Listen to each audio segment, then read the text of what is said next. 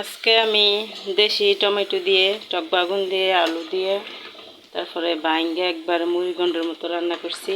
আগে দেখতাম মা চাচি যে ডিরা রান্না করতো,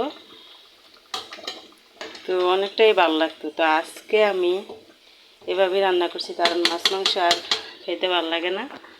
তো কাঁচামরিচ দিছি, তারপরে পেঁয়াজ রসুন বাইটা দিছি, একটু তেঁতুলও দিছি, তারপর টমেটো দিয়ে অনেক টক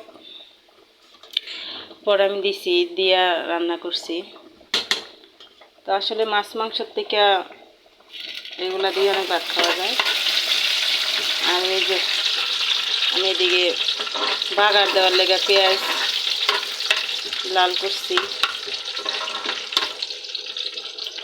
তো আসলে মাছ মাংসের থেকে এগুলা দিয়ে ভাত খাওয়া যায় বেশি।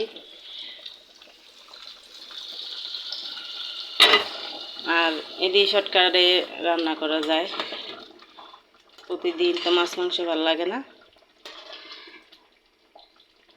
তো আজকে ভাবলাম যে বাসায় আসি, যেমন এমনিতেই তো সময় পাই না রান্না করার, একদিন রান্না করলে 2 দিন খাওয়া লাগে, কী করবো, সময় নেই। তো ভাবলাম যে আজকে একটু দেশের মতো রান্না করি, টক বাগুন দিয়ে তারপরে আলু দিয়ে বাইঙ্গা। তো এখন আমি বাগারটা দিয়ে দিলাম, ধনিয়া পাতা দিলে আসলে আর একটু মজা লাগতো, কিন্তু এখন তো ধনিয়া পাতার সময় নেই। তো এমনিতেই রান্না করছি। তারপর আমি একটু পরে শুটকির ভর্তা বানাবো, চাপা শুটকির ভর্তা। আজকে এটি দিয়ে আমি অনেকগুলো ভাত খাবো। আমি মাংস রান্না করলে ভাতই খেতে পারি না বাসায়। আজকে 3 দিন ধরে মুরগির মাংস রান্না করছি, আমি বাসায় ভাতই খেতে পারি না। পরে ভাবলাম আজকে একটু এইভাবে রান্না করি, একটু তেঁতুলও দিছি, অনেকটাই ভালো লাগে। লবণ চাইছিলাম। দেশ এইভাবে বেশিরভাগ রান্না করে মানুষ, যখন বাসায় কিছু না থাকে। তো আমি দেশের মতোই রান্না করলাম।